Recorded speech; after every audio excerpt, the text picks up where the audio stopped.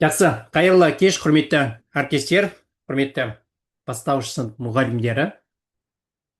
Егер сабақта қазір оқушы болса, ата-ана болса шығып кетсеңіздер болады. Бізде бұл сабақтар мұғалімдерге арналған.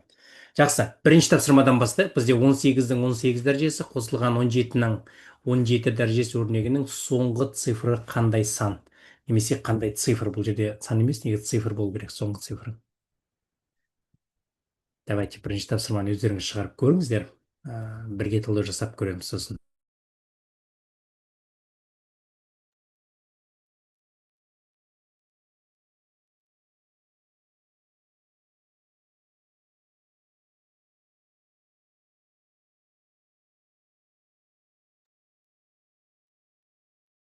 Так, әріптестер, бізде қосудың соңғы өрнегінің мәні, 18-дің 18 дәрежесі, қосылған бізде 17-ның 17 дәрежесі. Жалпы бізде санның соңғы цифрына байланысты тапсырмаларды шығарған кезде міндетті түрде біз қарапайым периодты тауып аламыз. Мысалы, қарапайым сіздерге бір тапсырманы көрсетейін. Егер менде 2022-ның 2027 дәрежесі қандай цифрмен аяқталады деген тапсырма болатын болса, біз бұл жерде 2022-ні қарастырудың қажеті жоқ. Біз жай ғана 2-ның 2027 дәрежесін қарастырамыз. Осы 2-ның ең соңғы цифры 2 ғой. Сондықтан біз 2-ның 2027 дәрежесі қандай цифрмен аяқталады? Мына өрнектің мәнінде тура сондай цифрмен аяқталады деген тұжырым бойынша оңай тәсілмен есептейміз. Так, сіздерде қанша 3 шығады дейді. Енді біз мына мысалды көрсете салайын сіздерге. Егер 2-ның 2027 дәрежесі болатын болса, онда біз бірінші 2-ның 1 дәрежесін қарастырамыз. Ол бізде 2 болады.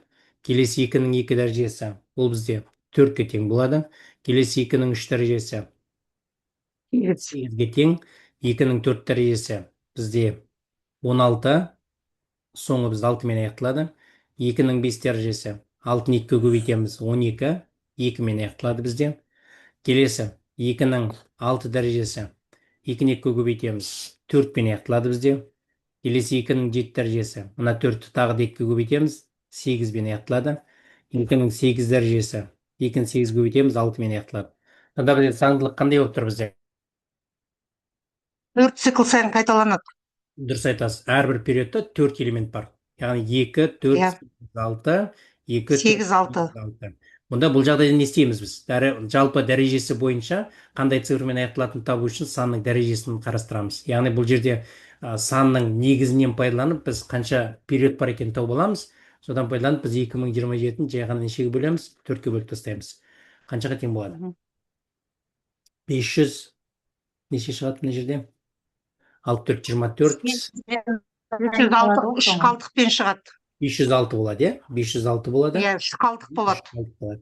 Енді бізде 3 қалдық қалғандықтан біз осы периодтағы 3-ші элементті аламыз. Егер мынау бізде Сол 8 болады. 8. 2 қалдық қалатын болса 2-ші элемент, 3 қалдық қалатын болса 3-ші элемент. Егер ешқандай қалдық қалмайды, онда соңғы элементті аламыз. Ал бізде қазір 3 қалдық қалды, сондықтан бізде бұл өрнектің соңғы цифры 8-ге тең болады. Онда мына жерде де бізде 8-ге тең болады. Болды. Енді тура осы заңдылық бойынша мына екі есепті солай шығарылады. Так, сіздерде қандай жауап? 3-ке тең болады жауабы, 3-ке. 3 болады, иә? Жақсы. Жоқ, 4 болады, қалдық 2-мен шығады 18-ді бөлгенде. Так, әріптестер, көрейік. Онда бірге талдау жасап көреміз, әріптестер, иә?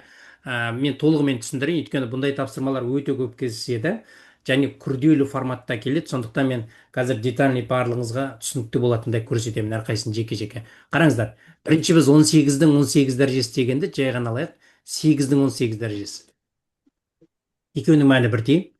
Енді біз не істейміз? Бірінші 8-дің 1 дәрежесін қарастырайық, ол 8-дің өзі. Келесі 8-дің 2 дәрежесі, 8 8-ге көбейтеміз, 64. Ол бізде 4-пен аяқталады, иә?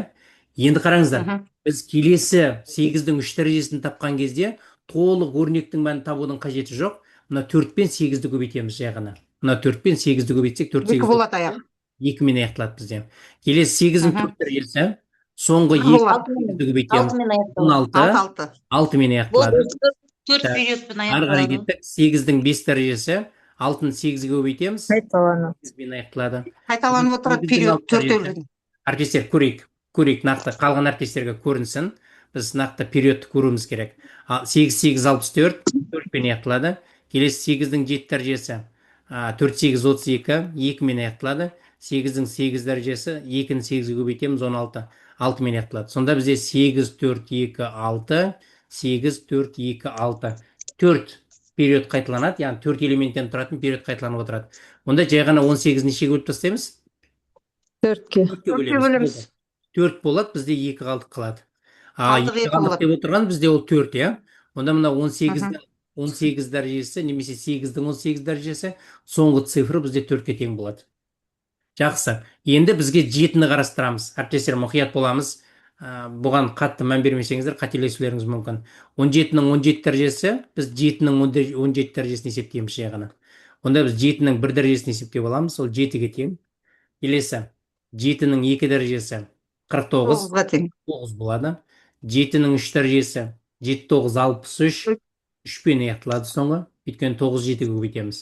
Келесі 7-ның 4 дәрежесі 3, 21, 1-мен аяқталады бізде. 7-ның 5 дәрежесі 7-ні 1-ге көбейтеміз. Екі қайталанады. 7-ның 6 дәрежесі 7, 7, 49, 9-мен аяқталады. 7-ның 7 дәрежесі 7-ні 9-ға көбейтеміз, 63, 3-пен аяқталады. 7-ның 8 дәрежесі бізде 7, 3, 21, бізде 1-мен аяқталады. Сонда бізде 7, 9, 3, 1, 7, 9, 3, 1. Яғни бізде бір периодта 4 элемент болады. Онда біз 17-ні Жетімен бөліп тастаймыз. 17-ні жай ғана 4-ке бөліп тастаймыз тағы да. 4 Жеті. болады, бір қалдық қалады. Бұл бізде бір қалдық деп отырғанымыз 7. Онда мына Жеті. өрнек соңғы мәні біз 7-ге тең. Онда 4-ке қосамыз 7-ні тең болады 11. 11 болады. Онда бізде 1-мен аяқталады. Соңғы цифры 1 таластырамыз, болды. Жауап бізде 1 деген цифрмен аяқталады. Жақсы, әріптестер, түсінікті ма? Егер түсінікті болса, плюс қоямыз, сұрақ болса қойып аламыз осы тапсырмаға сәйкес. Екеуінің қозын 11, значит 1-мен аяқталады, иә. Кімге түсінікті, плюс қоямыз. Сұрақ болса, дауыстарыңыз қосылып тұр, чат қосылып тұр, міндетті түрде сұрай берсеңіздер болады. Әріптестер, санның соңғы цифрына байланысты өте көп тапсырмалар кездеседі. Оның ішінде бізде күрделі форматтағы немесе осындай оңай орта деңгейдегі тапсырмаларда кездеседі. Сондықтан міндетті түрде сан деп тұрса солай есептеліне ма? Бұл жерде сан емес, әріптестер, негізі қате кеткен. Бұл жерде сан емес, цифр болу керек. Цифр. Өйткені бізде мына жақта өрнектің мәнін тап деп тұрған жоқ қой. Санның соңғы цифры қандай? Сұрап тұрғаны. Так, жақсы. Кеттік. Енді бұл жерде қандай тапсырмалар болуы мүмкін? Бірнеше ескеретін жағдай бар. Жалпы кез келген дәрежеге байланысты тапсырмаларда біз мұғалімдерге арналған. Көре бересіздер. сан мен цифрдар, так, әріптестер, дауыстарыңызды өшірмей жатсыздар, иә? Жақсы, мен өшірейін. Қараңыздар, сан мен цифрдың арасындағы айырмашылық, сан дегеніміз ол бізде шексіз, ал цифр деген бізде ол математикада өзі 10-ақ цифр бар. 0-ден бастап 9-ға дейін. Сан бізде шексіз. Үлкен сан немесе кіші сан деген жоқ. Енді қараңыздар, бізде тура осыған байланысты қандай есептер кездесуі мүмкін? Мұғалімдердің ең көп қате жіберетін тапсырмаларының бірі, қазір осыған форматтағы тапсырмалардан біріншісі осы бізде кездескен. Екінші, так, әріптестермен дауысты өшіремін. Давайте, сіздер өздеріңіз контроль жасамайды екенсіздер, мен дауысты өшіріп тастаймын. Так, осыған ұқсас мынандай тапсырмалар кездесуі мүмкін. 2-де 1 деп ала берейік. Мысалы, қарапайым түрде мынадай сұрақты қояйық. 1 көбейтілген 2 көбейтілген 3 көбейтілген арай кете береді бізде. Көбейтілген 98 көбейтілген 99 көбейтілген 100. Яғни бізге 1-ден бастап 100-ге дейінгі сандардың көбейтіндісі соңында қанша 0-мен аяқталады деген сұрақ. Яғни осы өрнектің мәнінде қанша рет 0 кездеседі, немесе неше штук 0 болады деген сұрақ. Енді осыған, осы периодқа байланысты тапсырмаларға сәл ұқсап қалады. Осындай тапсырмалар көп кездеседі. Қалай есептейміз, қалай шығарамыз? Бізге енді өрнектің мәнін тап деп тұрған жоқ. 1-ден бастап 100-ге дейінгі сандардың көбейтіндісі неше 0-мен аяқталады деген сұрақ. Уақыт кетті, әріптестер, 1-2 минут уақыт берейік сіздерге.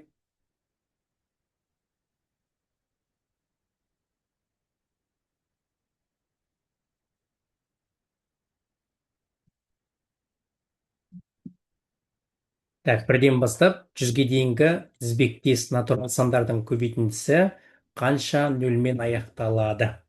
Сұрақ.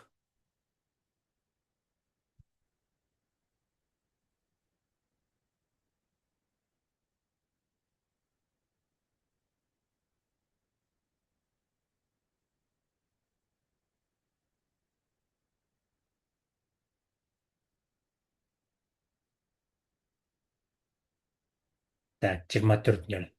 Түсіндіре аласыз ба қалай шыққан 24-0-дің? Дауысыңыз қосыла ма?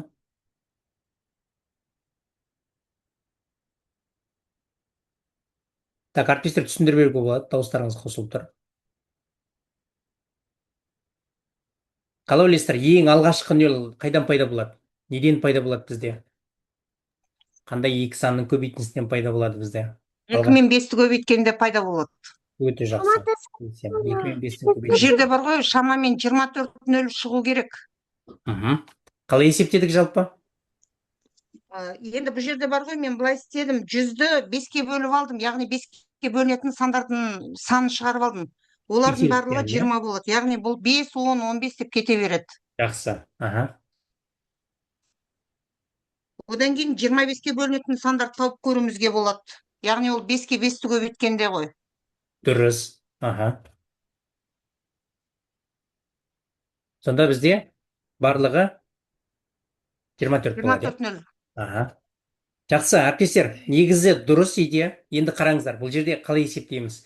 Жалпы қанша нөлмен аяқталады деген форматтағы тапсырмаларда ең маңызды сұрақтардың бірі бізде ең бірінші нөл ол 2 мен 5-тің көбейтіндісінен пайда болады. Ол түсінікті. Енді біз не істеуіміз керек? Яғни бұл жерден қандай қорытынды шығарамыз? 2 мен 5-тің қанша жұп болады 2 мен 5-тен, соншалықты бізде көбейтіннің мәнінде нөл болады дегенді білдіреді. Енді байқайтын болсаңыздар, 1-ден 100-ге дейінгі сандарда ол 2-нің еселіктері өте көп, иә? Мына мен 2 мен 5 деп алатын болсам, мына жердегі 2-нің еселіктері 5-ке қарағанда өте көп. Сондықтан маған мынау 2-ні табудың қажеті жоқ, себебі кез келген жұп санда 2 бар. Немесе 2-нің еселіктері бар. Сол себепті біз қазір нені іздейміз? 5-тің еселіктерін іздеп көреміз. Яғни 5-тің еселіктері қанша болады? 5-ке бөлінетін және 5-тің еселіктеріне бөлінетін. Соншалықты нөл пайда болады. Ол үшін ең бірінші қалай жасауымыз керек? Ең бірінші біз мына 100-ді жай ғана 5-ке бөліп тастаймыз. 5-тің еселіктерін табамыз. Ол бізде 20-ға тең болады.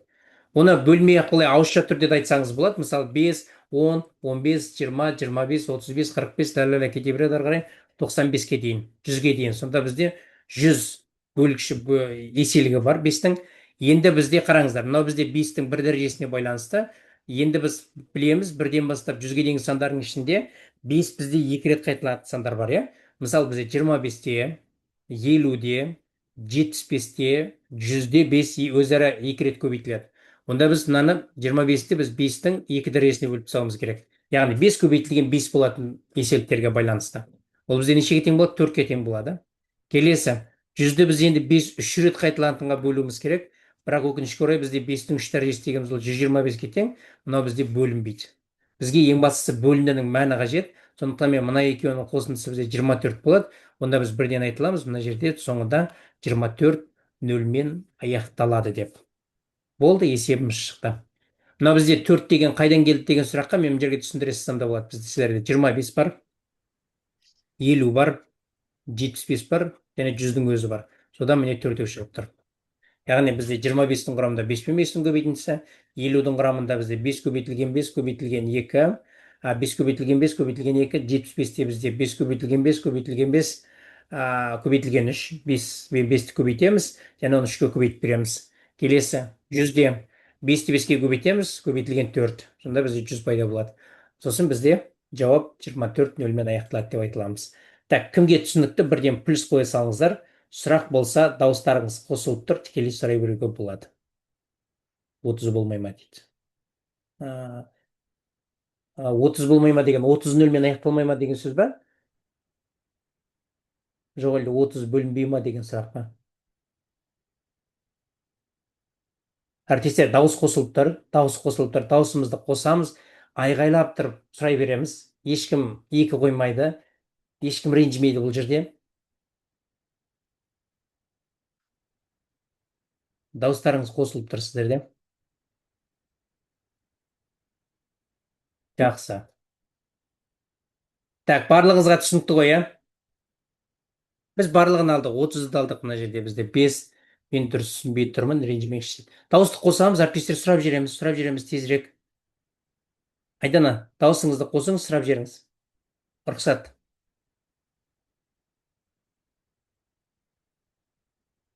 Так, 30 деген қайдан келіп жатыр сіздерде? 300 дегендер. Мен сұрақ түсінбей жатырмын сіздерге. Қандай сұрақ екен?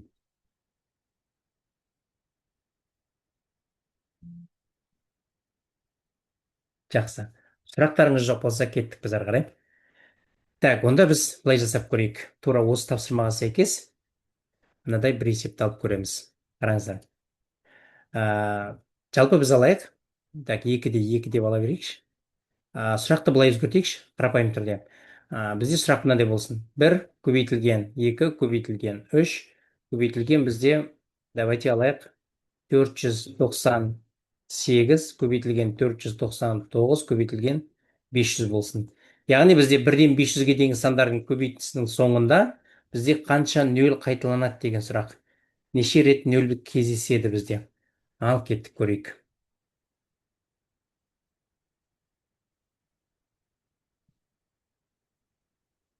Вот, мен қазір 500 болса деп көрсетіп жатырмын. Қазір шығарып көріңіздер. Мен әдейі екінші мысалды берейін. Сіздер шығарып көріңіздер. Давайте, әріптестер, мен нақты уақыт берейін. 2-3 минут уақыт жеткілікті.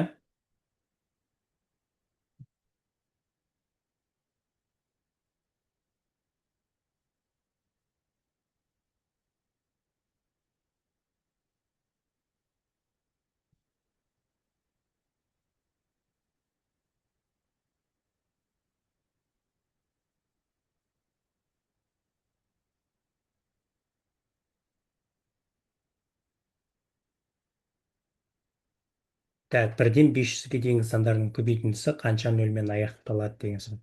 Так, 124 деген жауап бар бізде. 144 деген жауап бар. 104 деген жауап бар. Сіздермен отырып негізі тест құрастырудың қажеті жоқ. Тест автомат құрастырылады негізі. Тапсырма бересіз. А нұсқа, Б нұсқа деп жай ғана жазып отырсаңыз болды, жеткілікті.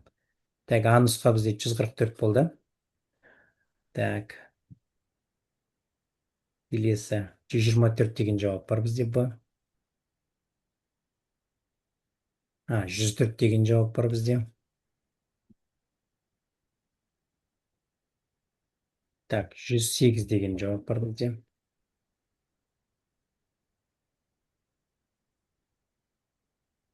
Так, 124.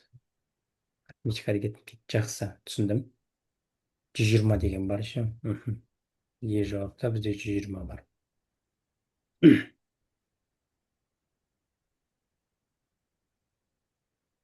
Жақсы, әріптестер, көрейік. Біз енді ары қарай күтіп отыра берсек, қазір 10 жауап, 20 жауап шығып кетуі мүмкін. Оған бармай тұрған кезде бірден есепті шығарып көрейік. Қараңыздар, тура бағанағыдай форматты қолданамыз. Ең бірінші нөл бізде 2 мен 5-тің көбейтіндісінен пайда болады. Бізде алғашқы нөл, онда біз 2 мен 5-тің жұптарын қарастырып көреміз. Енді 2-нің жұбын еселігін қарастырудың қажеті жоқ бізге. Сол себепті 5-тің еселіктеріне байланысты қарастырамыз. Ең бірінші 500-ді біз бөлеміз 5-тің өзіне. Ол түсінікті, бізде 100-ге тең болады. 5-тің бір дәрежесіне бөліп жатырмыз. Яғни 1-ден бастап 500-ге дейінгі сандарда 5-тің еселігі болатын. Бізде 100 бөлгіші бар, немесе еселігі бар. Жақсы. Негізі еселік деп айтқанымыз дұрыс. Так, келесі 500-ді біз бөлеміз 5-тің квадратына. Так, 5-тің квадрат деп отырғанымыз, ол бізде 5 пен 5-тің көбейтіндісі. Яғни бағана біз алдында тапсырмадағы сияқты 25, 50, 75 солай кете береді. Онда біз 500-ді 25-ке бөлетін болса, қанша болады мына жерде? 20. 20-ның өзі шығады, мына жерде бізде 20 бар. Ары қарай кеттік. Келесі біз 500-ді 5-тің 3 дәрежесіне, яғни 125-ке бөліп тастаймыз. Қанша болады бізде? 24. 25, 250, 375, 500. 4-ке ғана шығады. 4-ке ғана шығады, 4-ке бөлінеді. Так, ары қарай кеттік. Келесі біз 500-ді 5-тің 4 дәрежесіне бөлеміз. Қанша болады? Бөлінбейді, 0. Бөлінбейді. 125-ке бөлінбейді ғой. Бұны тоқтатамыз. Мынаны 5-тің 4 дәрежесі деп отырғанымыз ол 625 қой, 625 бізде 500-ге бөлінбейді, 500 625-ке бөлінбейді. Сондықтан біз тоқтатамыз. Әріптестер, сосын бұл жерде ең маңызды бір мән беретін жағдай бар. Мысалы, бізде мына 500-дің орнында басқалай бір сан болып, 5-тің 3 дәрежесіне бөлген кезде белгілі бір қалдық қалып қоятын болса, бізге қалдыққа мән берудің қажеті жоқ. Мүлдем мән бермейміз. Бізге керектісі бөліндінің мәні.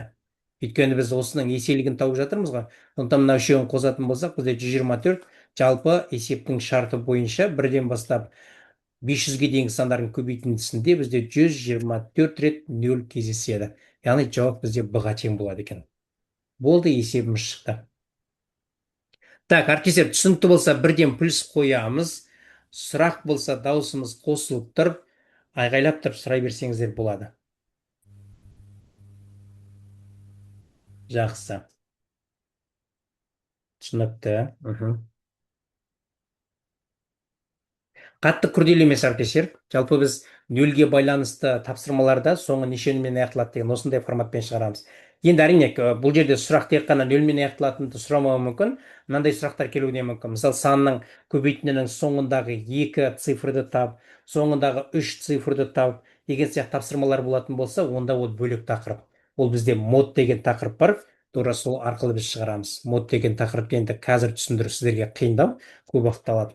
Сондықтан біз ол тақырып бойынша енді қазір бармай-ақ қояйық оған. Жақсы, кеттік ары қарай. Келесі тапсырмаға өтейік. Негізгі маңызды деген тақырыптардан көрейік. Жақсы. Так, 891.503 санының 3 цифрды өшіріп тастау арқылы алуға болатын 5-тің еселігі болатын ең үлкен сан нешеге тең? Так, бұл жерде 3 түрлі шарт берілген. 3 цифрды сызып тастаймыз бірінші. 5-тің еселігі болу керек қалған санымыз, және ең үлкен болу керек. Осы 3 шартты қанағаттандыратын 3 таңбалы сан нешеге тең болады деген сұрақ. Соңы 0 менен 5-пен аяқталу керек. Ол үшін. Бұл түсінікті, иә. Өйткені 5-ке бөлінетін болса, өзі екі ақтылы жағдай бар. 0-мен аяқталуы мүмкін, немесе 5-пен аяқталуы мүмкін, иә. Так, 895 деген жауап келіп жатыр бізден.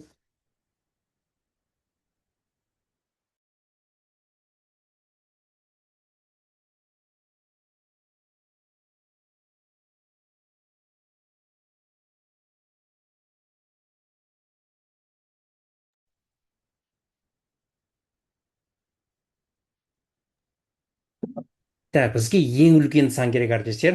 Қазірге бізде 950 деген жауап келіп жатыр. 950, аха. Тағы да. Так, 950-ден үлкен бар ма бізде? Так, 950-ден үлкен. Бар ма? 950 бола ма әріптестер? Одан үлкен жоқ па не? Жоқ, одан үлкен шықпайды. Так. 985 деген енді одан 985 деген бар дейді ол бізде. Орындарын ауыстыру болмайды әріптестер. Олай бізді алдамаңыздар. Орындарын ауыстырмаймыз. Біз тек қана сандарды, цифрлар сызып тастаймыз әріптестер. Так, қазір 985 десеңіздер біз ойланып қаламыз. Ойбай, біз қателестік пе деп. Так, 8, 9, 1, 5, 0, 3. Яғни біз осы цифрлардан нені сызып тастауымыз керек? 3 цифрды сызып тастаймыз. Онда біз 8 сызып тастаймыз. Әрине 9-дан басталатын сан керек бізге.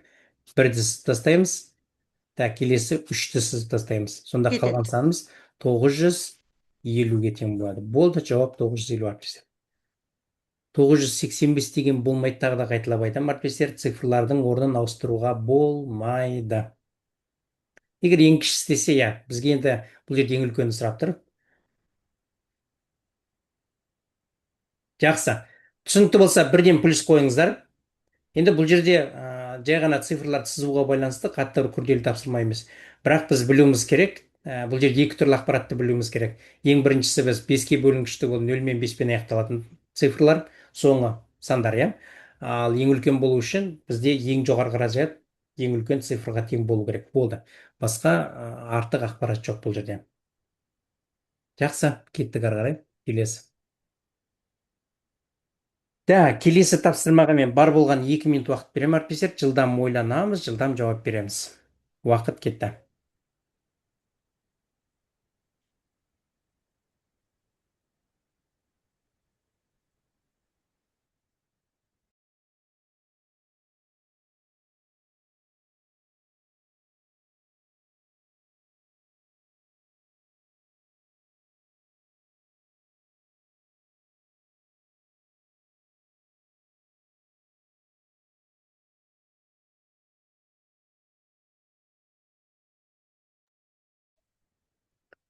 Так, әріптестер, енді бұл жерде қатты бір күрделі тапсырма емес, бірақ оңай тәсілді қолдануымыз керек. Әрине, теңдеулер жүйесін құрып қазір миымызды ашытып отыратын болсақ, 2 сағат уақытымызды жоғалтып аламыз. Ал бұл жерде біз негізгі есептің берілуі бойынша жалпы заңдылықты байқайтын болсаңыздар, бірден шығаруға болады. Бұл жерде бізде математикада бағандап қосу деген тәсіл бар. Тура соны қолдануға болады.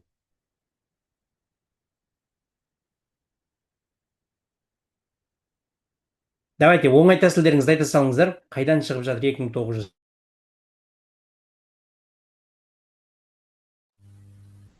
бір тауық бір қоланы алып тастайық. Қалай қаттырақ айта салыңыз?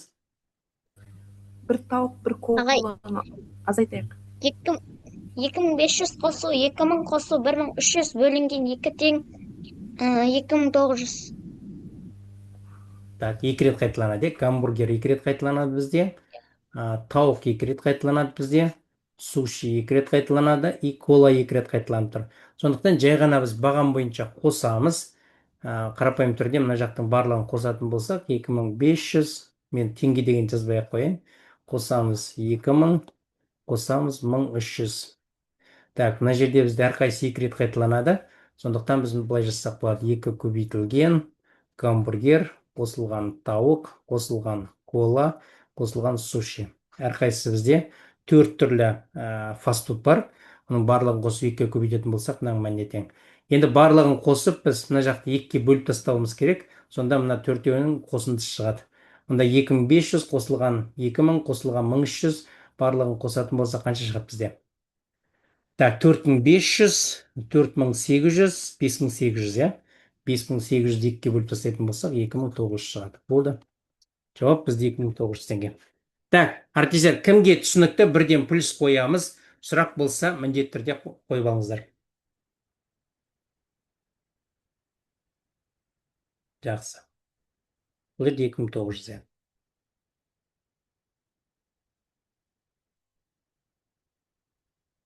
Кеттік. Келесі. Келесі тапсырма бізде санауға байланысты. Енді қарапайым санауға байланысты тапсырмалар өте жиі кездеседі. Міндетті түрде келетін тапсырмалардың бірі.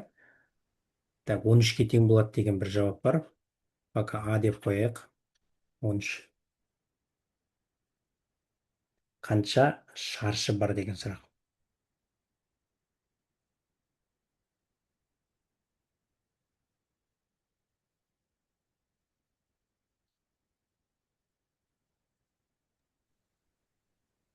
Он сегіз шаршы шығады.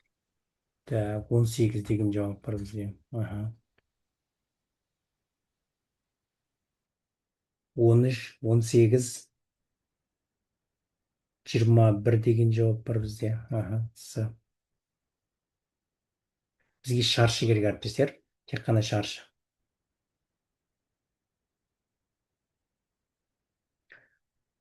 Так, 18 қосылған 4, қосылған 1. Келсем. Бұл жерде, әріптестер, қараңыздар, я? Біз шаршыларды санау барысында ең бірінші біз 1-де-1 болатын шаршыларды санайық. Яғни қабырғасы ұзындығы 1-де болатындар. Бұл бізде 1, 2, 3, 4, 5, 6, 7, 8, 9, 10, 11, 12, 13. Мына 1-де-1 болатыннан бізде 13 бар. Келесі 2-де-2 болатын шаршыларды қарастырамыз. Нешеу бар екенін санап көрейік. 1 кетті, 2, 3 и 4. Бізде 2-де-2 болатыннан бізде тек қана 4 бар. Ары қарай, келесі бізде 3-де-3 болатын шаршылар. 3-де-3 деп отырған жерде тек қана 1 бар. Мұнда 1. Барлығын қосамыз, сонда 18-ге тең болады. Яғни мына суретте бізде жалпы 18 шаршы бар. Жақсы, кімге түсінікті, бірден плюс қоямыз. Бұл енді санау қатты күрделі емес, бірақ белгілі бір заңдылық бойынша санасақ, ешқандай қателік жібермейміз. Ал заңдылықсыз санайтын болсақ, әрине, онда қателік кетуі мүмкін. Әсіресе шаршыларға байланысты тапсырмалар шығарған кезде, егер бізде кішкентай шаршылардан құралатын болса, осындай форматта санасақ жеткілікті. Оңай шығару болады, қателіксіз. Жақсы. Так, заңдылықты көрсетіңізші. Заңдылық 1-де-1 болатын. 1-де-1 деп отырғанымыз, мына 1 клеткадан тұратын шаршылар. Қарапайым тілде айтатын болсақ, 1 клеткадан. Сосын бізде 2-2 деп отырғанымыз бізде 4 клеткадан тұратындар, 4 клеткадан отырған мынау міне. Ұзындығы бағанда екеуі бар, жолда екеуі бар. Ал 3-3 деп отырғанымыз мыналар бізде. Мынандай форматтағы шаршыларды қарастырамыз. Сосын соңында қосып береміз. Жақсы, барлығыңызға түсінікті, иә?